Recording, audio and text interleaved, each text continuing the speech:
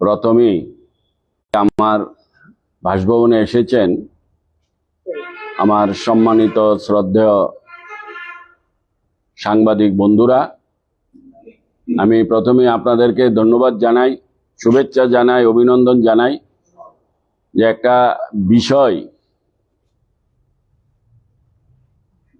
একটা বিষয়কে স্পষ্টকরণের জন্য, ক্লিয়ারিফিকেশনের জন্য আমি আপনাদেরকে আজকে আপনাদের মূল্যবান সময় আমি খরচ করছি। আসলে আমি প্রস্তুত ছিলাম না এই বিষয়টা নিয়ে আমি সাংবাদিক সম্মেলন আমার করতে হবে, কিন্তু দেখলাম এই কয়েকদিন যাবৎ আমাদের ত্রিপুরা রাজ্যের বিশিষ্ট সংবাদপত্র থেকে শুরু করে একটা খবর পরিবেশন করা হয়েছে। তারপরও আমি এটাকে গুরুত্ব দেইনি, যেহেতু সাংবাদিকদের কাছে হয়তো এটা মিসগাইড করেছে সাংবাদিক বন্ধুদের, ওনারা ওনাদের দায়িত্ব পালন করেছে, সেহেতু আমি সেটাকে নিয়ে আমি কোনো আলোচনায় আসিনি। কিন্তু কয়েকদিন যাবৎ দেখছি আমাদের ত্রিপুরা সিপিআইএম এর যিনি এক সময় আমাদের রাজ্যের প্রায় 22 বছর উনি মুখ্যমন্ত্রিত্ব করেছেন, আমাদের ত্রিপুরা রাজ্যকে শাসন করেছেন, উনি সহ এবং ওনার যে সংগঠনের সিপিআইএম এর যে তারা যে কার্যকর্তা আছে, ওনাদের বিভিন্ন সংগঠন, বিশেষ করে তাদের যে যুব সংগঠন, তাদেরকে এক প্রকার মানিক সরকার এবং তার দলবল তাদেরকে একটা মিথ্যে বিষয়কে লেলিয়ে দিয়ে আমাদের সরকারের বিরুদ্ধে এবং আমাদের দলের বিরুদ্ধে একটা মিথ্যা প্রপাগান্ড করছে। যদিও সেটা নিয়ে আমার দলের পক্ষ থেকে সেটাকে ক্লিয়ারিফিকেশন আগে দিয়েছে, এটা সম্পূর্ণ মিথ্যে ঘটনা। তারপর আজকে আবার আসছি, যেহেতু বিষয়টা আমার বিধানসভা নিয়ে যুক্ত। হয়তো কেউ ভাববে যে এলাকার বিধায়ক চুপচাপ, আর তারা সারা ত্রিপুরা রাজ্যকে পুরা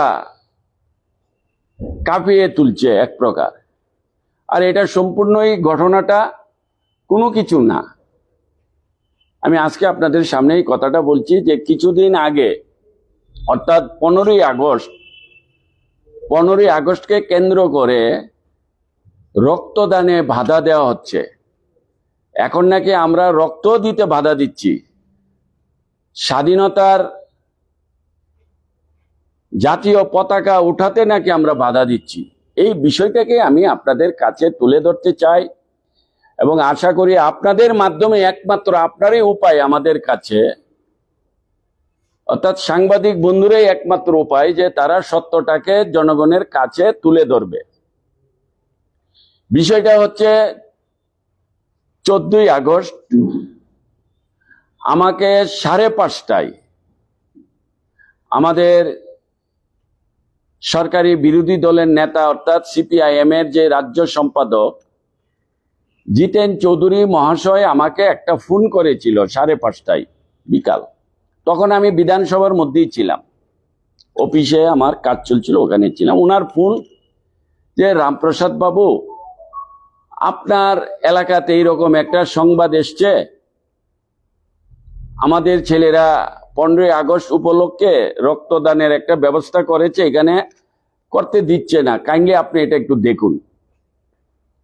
তারপর আমি ওনার সংবাদ পেয়ে আমি সঙ্গে সঙ্গে ওনাকে বলেছি আমি এটা দেখছি, দেখে আপনাকে জানাচ্ছি।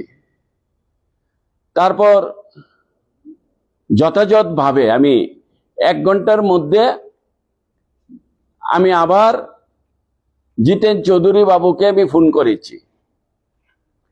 উনাকে ফোন করে আমি আশ্বস্ত করেছি যে বিষয়টা এইরকম না, তবু আমি আপনাকে বলছি আপনারা সম্পূর্ণভাবে আপনাদের কাজ করেন এখানে কোনো প্রকার কেউ বাধা দেবে এরকম শক্তি নেই, আমি এই এলাকার বিধায়ক। তারপরে জিতেন বাবু খুশি হয়ে আমাকে বলল ঠিক আছে দাদা। তারপর আবার আমি রাত্র 9টার সময় আবার আমি নিজের সৌদ্যোগে আমি জিতেন চৌধুরী মহাশয়কে আবার ফোন করেছি। ফোন করে ওনাকে আমি আবার বলছি আপনারা কিন্তু কালকে আপনাদের প্রোগ্রাম করবেন, কোনো প্রকার কিন্তু ভয়ের কোনো কারণ নেই, এখানে প্রয়োজন হলে আমি থাকবো, এখানে আপনারা প্রোগ্রাম করবেন। তখন উনি হাসতে হাসতে বলল যে রামপ্রসাদ বাবু প্রোগ্রামটা আমরা ক্যান্সেল করে দিয়েছি, প্রোগ্রামটার কালকে করব না, যেহেতু একটা ঝামেলা একটা শব্দ এসে গেছে আমরা এখন আর করব না, ওরা ক্যান্সেল করে দিয়েছে। আমি আরে এটা কি করলেন, এটা কেন ক্যান্সেল হলো? আমি আমার এলাকা যারা এটাকে করেছে অ্যাকচুয়ালি তো তারা পার্টির সক্রিয় লোক নয়, কর্মী নয়, এবং কিছু এলাকাবাসী একটা ভুল বুঝাবুঝির কারণে এটাতে গিয়েছিল। আমাদের যারা আমার যে এখানের মন্ডল প্রেসিডেন্ট বা যারা যারা আমাদের, তারা এটা জানতে গিয়েছে কি ঝামেলা হচ্ছে এখানে, বিষয়টা জানতে গিয়ে আমাদের যে লোকাল যারা এখানে ওনার যে অর্থাৎ যে নবারুণ দে যার বাড়িকে কেন্দ্র করে হচ্ছে, যে নবারুণ দেবের বাড়িতে এখানে রক্তদান হবে বাধা দিচ্ছে। আমি এখানে লোক পাঠিয়েছি, তারাই আমাকে খবর দিয়েছে যে বিষয়টা এরকম না। বিষয় হচ্ছে একটা বিষয় হচ্ছে যে ওনারা যে কাজ করবে প্যান্ডেল বানাবে বিষয়টা কি, এবং যারা প্যান্ডেল বানাবে তারা বিধানসভার লোক নয়, তারা অন্য বিধানসভা থেকে এসে এখানে ডেকোরেটরের কাজ করবে। তো ওটা নিয়ে প্রথম শুরু হয়।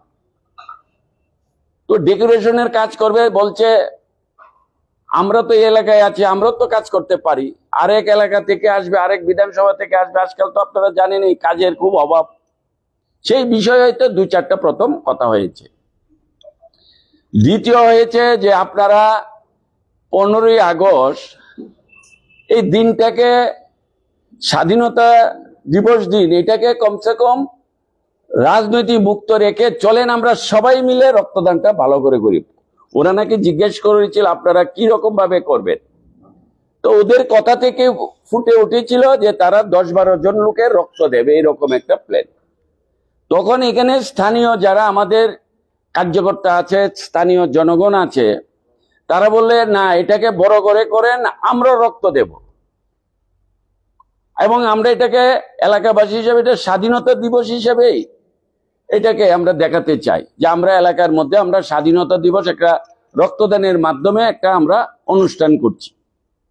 তো তাদের তরফ থেকে বলছে না এটা আমরা ডিওএফ এর তরফ থেকে করব।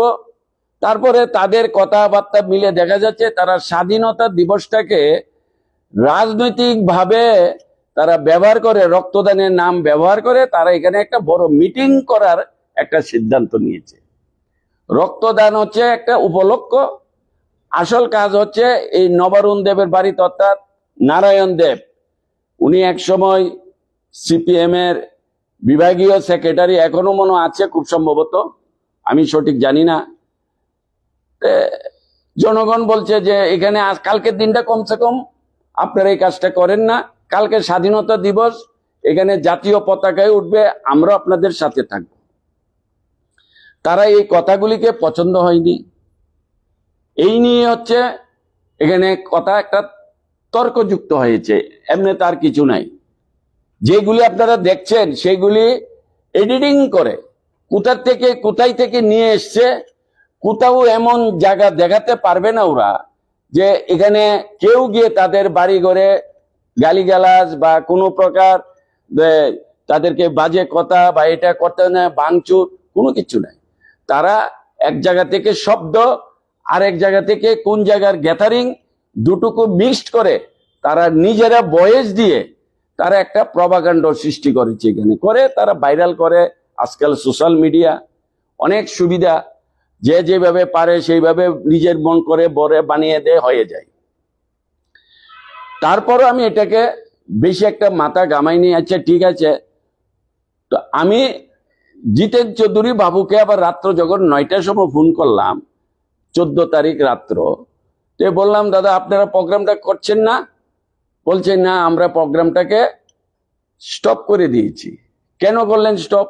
বলছে ওরা করে ফেলেছে, দরকার নেই, এটা পরে করব, আপনার সাথে আলোচনা করে আপনিও থাকবেন আমাদের সাথে। আমি আপনাদেরকে বলছি জিতেন বাবুর সাথে আমার যে কথাটা হয়েছে, জিতেন চৌধুরী মহেশ্বরের সাথে, তো এইরকম একটা আন্ডারস্ট্যান্ডিং কথাবার্তা হয়ে গেল আমাদের সাথে, কোনো প্রকার কোনো কিছু নেই। উনি নিজে আমাকে অফার দিয়ে বলছে এই প্রোগ্রামটা ছেড়ে দিন, প্রোগ্রামটা এখন আর করবো না, যেহেতু এখানে একটু রাজনৈতিক গুলা হয়ে গেছে, আমি পরবর্তীতে আপনার সাথে কথা বলে আমরা একটা সুন্দরভাবে এই প্রোগ্রামটা করব। আমি কই সেটা যেন বাতিল না হয়। বললো আমাকে না, বাতিল হবে না। ঠিক আছে, আমার ডিউটি আমি দিয়েছি। আমি ওনাকে, জিতেন বাবুকে আমি একদম গ্যারান্টি দিয়ে বলেছি কোনো প্রকার হবে না, আপনারা প্রোগ্রামটা আজকেই করুন। বলছে না আর হবে না, এটা আমরা ক্যান্সেল করে দিয়েছি। শব্দটা কিন্তু এইরকম যে প্রোগ্রামটা আমরা ক্যান্সেল করে দিয়েছি, এটা আর করবো না, এটা আরেকদিন আপনার সাথে আপনাকে নিয়ে করব। আমি আপনাদেরকে বলছি, আপনাদের মাধ্যমে অবশ্যই খবরটা জিতেন চৌধুরীর কাছে যাবে। কিন্তু পরবর্তীতে দেখা গেল এটাকে নিয়ে এদিন রাত্রেই তাদের যে সোশ্যাল মিডিয়াতে আছে, সেই সোশ্যাল মিডিয়াতে এখানে বলছে রক্তদান বাধা ইত্যাদি ইত্যাদি প্রপাগান্ড তারা শুরু করলো। আমি আবার জিতেন চৌধুরীকে ফোন করলাম, দাদা এগুলি কি হচ্ছে, বন্ধ করে দিলেন আপনারা এখন? বলছে আরে দাদা ছেড়ে দিন। আমি আর এটা নিয়ে আর কথা বলি না। কিন্তু ধীরে ধীরে এটাকে আমাদের যে প্রাক্তন মুখ্যমন্ত্রী, উনি সিপিআইএম এর একজন তাত্ত্বিক নেতা, আমি ওনাকে বহুত শ্রদ্ধা করি, কিন্তু উনি যেভাবে এটাকে নিয়ে এবং ওনার দলবল নিয়ে, ওনার পার্টি নিয়ে যেভাবে একটা অসত্য খবরকে জনগণকে বিভ্রান্ত করার জন্য, আমাদের সরকারের বা আমাদের দলের ভাবমূর্তিকে লুণ্ঠিত করার জন্য তারা যে প্রয়াস যেভাবে শুরু করেছে, এটা নিন্দনীয়। রাজনীতি তো একে অপরের বিরুদ্ধে বলাটা, এটা রাজনীতির জগতে এটা স্বাভাবিক। কিন্তু একজন নেতার সাথে একজন ব্যক্তি যিনি রাজ্য সম্পাদক, উনার সাথে যেহেতু কথাটা আমাদের, আমি এলাকার বিধায়ক হিসেবে উনি আমার সাথে একদম জলের মতো পরিষ্কার করে আমাকে বলে দিলেন যে আমরা এটাকে ক্যান্সেল করে দিয়েছি। তারপরে মানিক সরকার কি করে উনার যে মিষ্টি কথা, যে দুষ্ট লোকের মিষ্টি কথা শুনতে নাই ভুলিতে নাই, তো উনার যে এই যে দুষ্ট লোক হিসেবে মিষ্টি কথা দিয়ে যেভাবে মানুষকে বিভ্রান্ত করে বলছে যে আমরা রক্তদানে বাধা দিচ্ছি, আমরা জাতীয় পতাকা উঠাতে দেইনি। আমি মানিক সরকার বাবুকে বলছি, আপনি আপনার রাজ্য সম্পাদককে জিজ্ঞেস করুন, আপনি যে কথাগুলি বলেছেন এগুলি সঠিক না।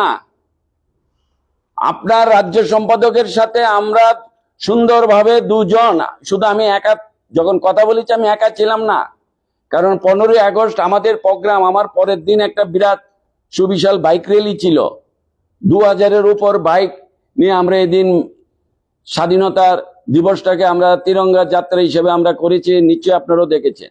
তো সেই নিয়ে আমরা ব্যস্ত। তো আমি যখন ফোন করেছিলাম, আমার সামনে এমন কয়েকশো লোক ছিল রাত্র 9টার সময়। তো আপনি আপনার রাজ্য সম্পাদকের সাথে কি আপনার কি সম্পর্ক নেই, বা উনি কি আপনাকে গুরুত্ব দেয় না?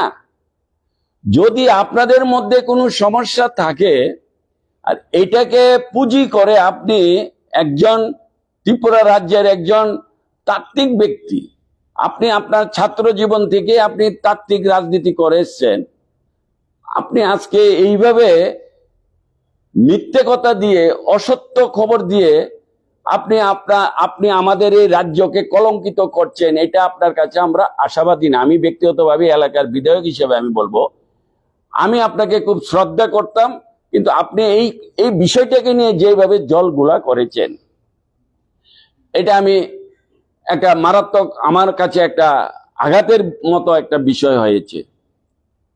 আপনি এমন একজন, এখন আপনি নিজে কিছুদিন আগেও আপনি আপনাদের কর্মীদেরকে আপনি বলেছেন প্রয়োজনে হাতে অস্ত্র নিতে, এবং বিভিন্ন আপনার কর্মীদেরকে আপনি উস্কানি দিচ্ছেন। এটা নিয়ে আপনারাও লেখালেখি করেছেন, অনেক আমাদেরকে আপনারাই কালেকশন করে দিয়েছেন।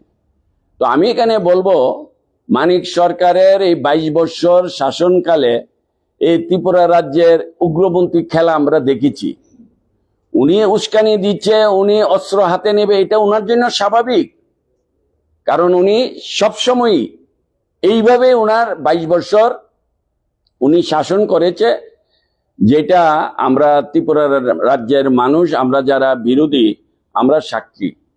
উনি অনেক কথাবার্তা বলছে। আমি যে এলাকাটার নিয়ে আমি কথা বলছি, নারায়ণ দেব এবং ওনার ছেলে, এদের যে কত রকম কীর্তি আছে, যেখানে ঘটনাটা ঘটেছে আমি আপনাদেরকে বলছি, একবার যান এই এলাকাতে গিয়ে, আপনারা খবর নেই উনাদের সময়, মানিক সরকারের সময় এলাকাটা কেমন ছিল।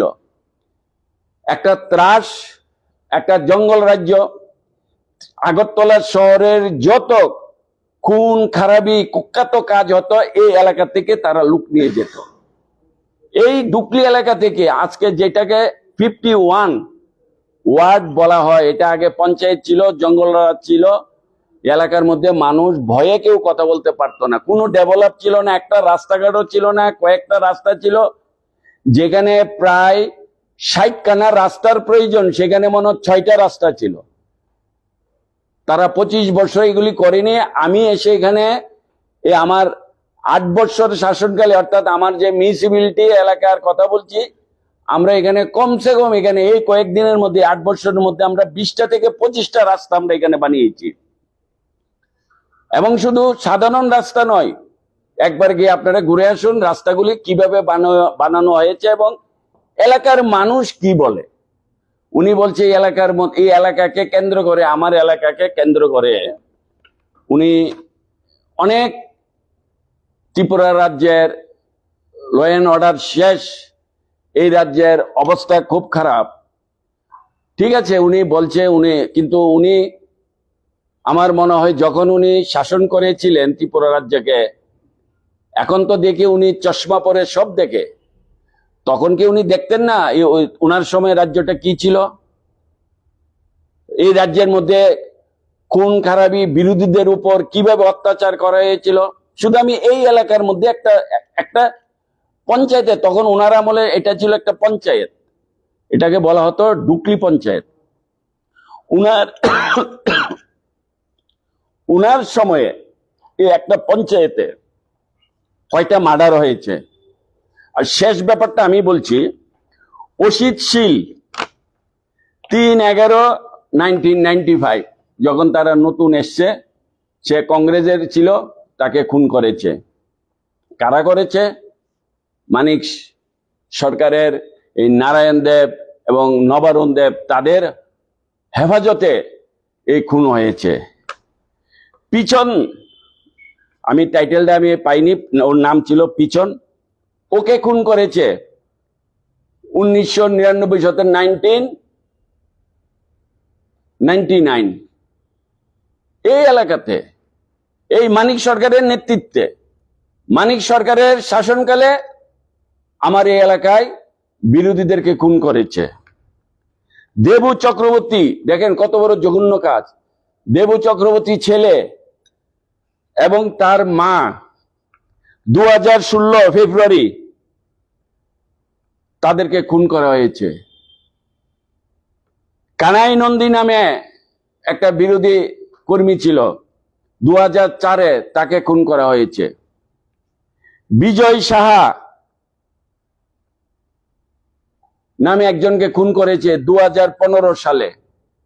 এলাকার মানুষ আমাকে রিপোর্ট দিয়েছে। 2004 সাল আপনার একটা বড় ধরনের, কি বলবো, তখন ওনার সময়ে আইন কানুন ঠিক ছিল, মানে উনি তখন তো টিনের চশমা পড়তো, চোখে দেখতো না, সেই জন্য হয়তো উনি এগুলি বলছে। মানিক সরকার অবনী রায়ের স্ত্রীকে, এখানের একজন বাসিন্দা রবীন্দ্রনগর, আমার এলাকায়, এই এলাকায়, আপনারা খোঁজ খবর, আমি যদি এগুলি বলছি যেগুলি আমার কথা না, এগুলি আমার এলাকায়, এই এলাকাতে, অন্য এলাকার কথা তো বলছি না, বাকি তো আমার হয়ে গেছে। শুধু আমার এলাকার একটা পঞ্চায়েত 14টার মধ্যে রবীন্দ্রনগর বাজার আছে এখানে, সেই বাজারে দিন দুপুরে এই অবনী রায়ের স্ত্রীকে বস্ত্র হরণ করেছে, তার চোখ কিছু দিয়ে তার চোখগুলি অন্ধ করে দিয়েছে।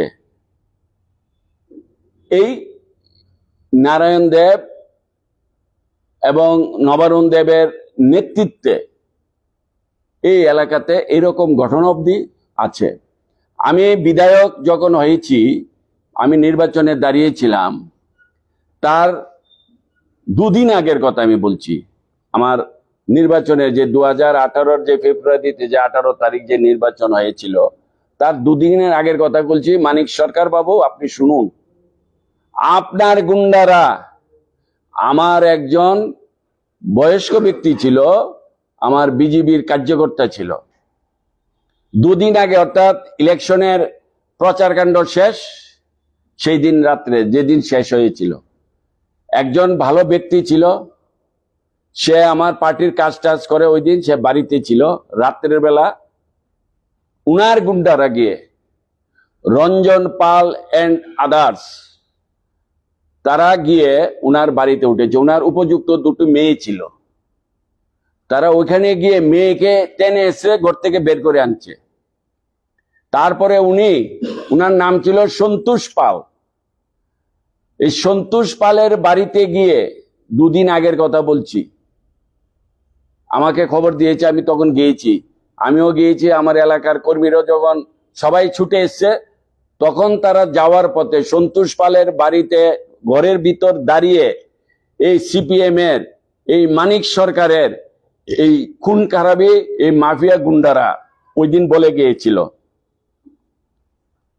যে আজকে বেঁচে গেলে লোক আসছে, রেজাল্ট হবে না 3 তারিখ, এই রেজাল্টের একদিন পরে তোর দুই মেয়েকে উঠিয়ে নিয়ে যাব, দেখি তোকে কে বাঁচাই।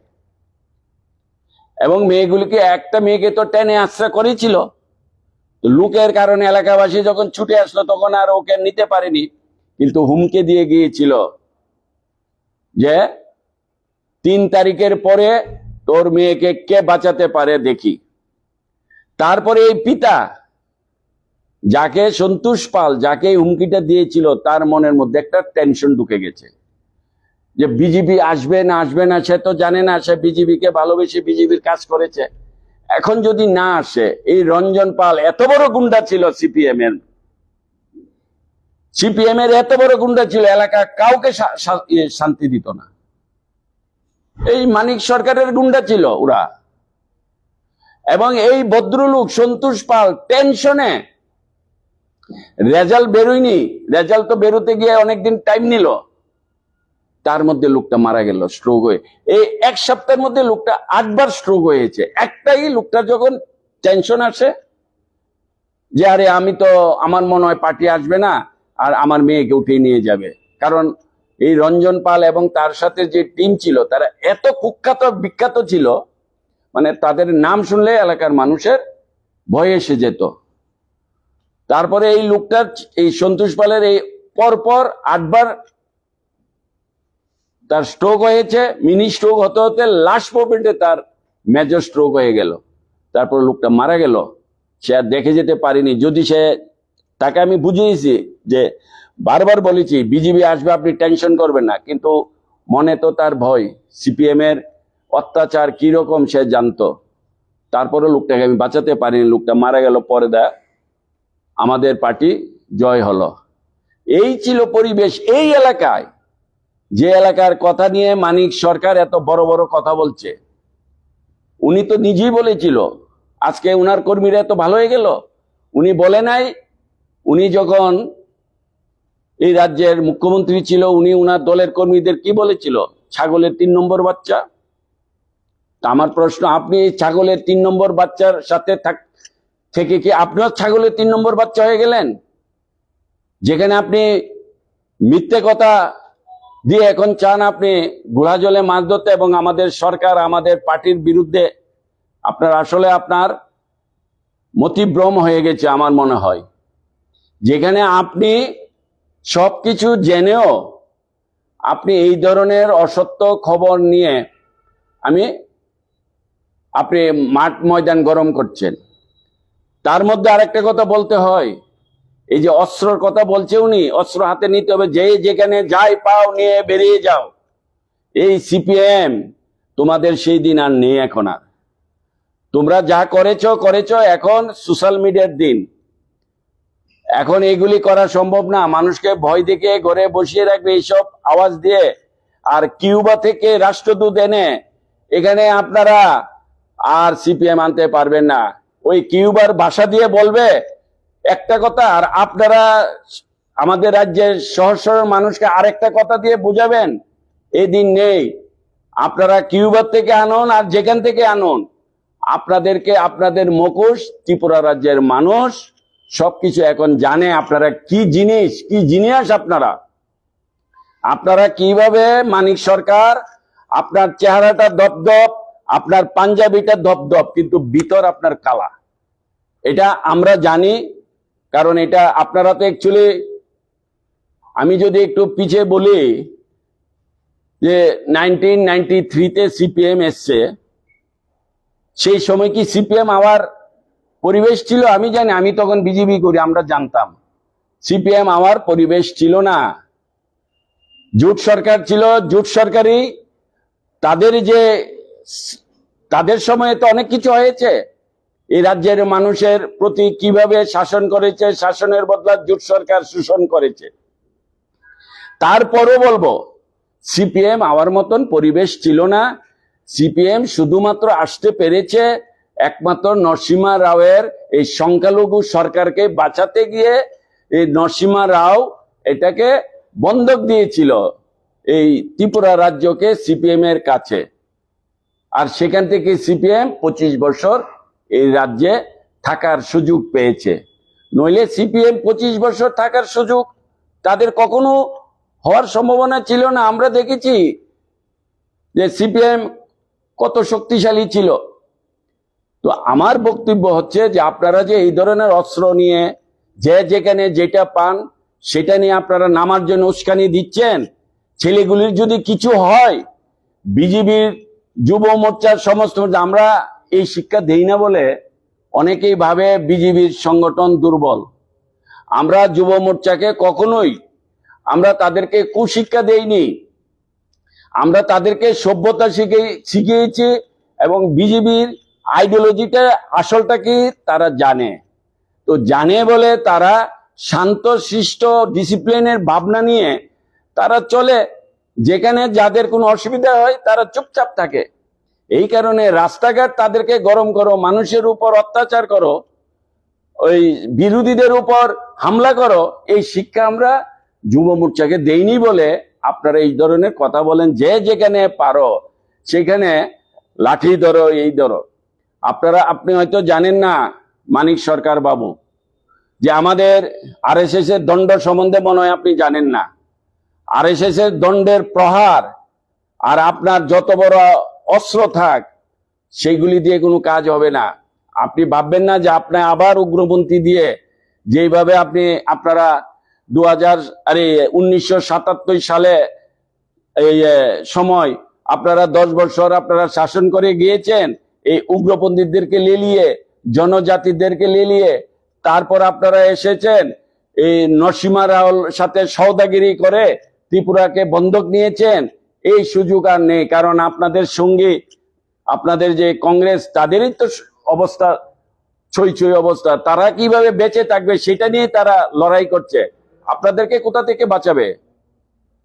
আমি সাবধান করে দিচ্ছি, সিপিএম এর যারা দীর্ঘকাল গুন্ডামি করেছেন, গুন্ডামি করে মানুষকে শাসন করেছেন, মাফিয়াগুরি, সাবধান থাকুন। আমরা চাই না এই রাজ্যের মধ্যে রাজনৈতিক সন্ত্রাস আবার পুনরায় চালু হোক। আমরা চাই রাজনীতি করব, যার যার অধিকার নিয়ে যার যার দলের নামে তারা রাজনীতি করুক, কিন্তু এরকম পরিবেশ করবেন না, তাহলে কিন্তু এবার বাঁচবেন না। তো আমি আজকের এই মাধ্যমে, সাংবাদিকের মাধ্যমে আমি মানিক সরকারকে এই কথাটাই বলছি, উনি যেন এই ধরনের মিথ্যে অসত্য খবর নিয়ে যেন আর আমাদের এই রাজ্যকে বিভ্রান্ত না করে, তাহলে কিন্তু এটার জবাব মানিক সরকারের দিতে হবে। আর মানিক সরকারের এই গুন্ডা বাহিনীর যদি কিছু হয়, তাহলে এটা মানিক সরকার দায়িত্ব নেবে। এই ধরনের অপপ্রচার আজকে আমরা বলে চুপচাপ আছি, আমাদের কাছে সমস্ত ক্ষমতা আছে, তারপর আমরা চুপচাপ আছি, অথচ তারা এইভাবে তাদের নিজের দ্বারা, জিতেন চৌধুরী নিজে আমাকে বলেছে যে আমরা এই প্রোগ্রামটাকে ক্যান্সেল করে দিয়েছি। তারপর এটা নিয়ে এই সারা রাজ্যের মধ্যে একটা প্রপাগান্ডা করছে। তারা কখনোই তো তারা জাতীয় পতাকাকে সম্মান দেয়নি, এখন তারা নতুন করে তাদের প্রেম জেগেছে দেশের প্রতি। আবার এদিকের থেকে কিউবা থেকে রাষ্ট্রদূত এনে তারা এখানে লাফালাফি করছে। কি ধরনের ভণ্ডামি রাজনীতি এই সিপিএম এর বলেন আর এই মানিক সরকারের বলেন। তো যাই হোক, আমি আজকে এই কথাগুলি বলেছি, আপনারা এই সত্যটাকে আপনারা ক্লিয়ার করে দেবেন। আপনাদের কাছে আমার আবেদন যে এটা জাতীয় পতাকাকে কেউই এখানে বাধা দেয়নি, এখানে রক্ত, তারা এটাকে ক্যান্সেল করে দিয়েছে, তারা নিজের উদ্যোগে এটাকে ক্যান্সেল করেছে। আর দুষ চাপাচ্ছে আমাদের, অর্থাৎ এই যে সিপিএম সারা জীবন এই যে মিথ্যে কথা বলে রাজনীতি করে, এটা আবার নতুন করে তারা প্রমাণিত দিয়েছে। এই কথা বলে আপনাদেরকে অনেক ধন্যবাদ জানাই যে আপনারা এসেছেন, এবং আপনাদের মাধ্যমে আমি এই খবরটা জনগণের কাছে দিতে চাই। ধন্যবাদ সকলকে।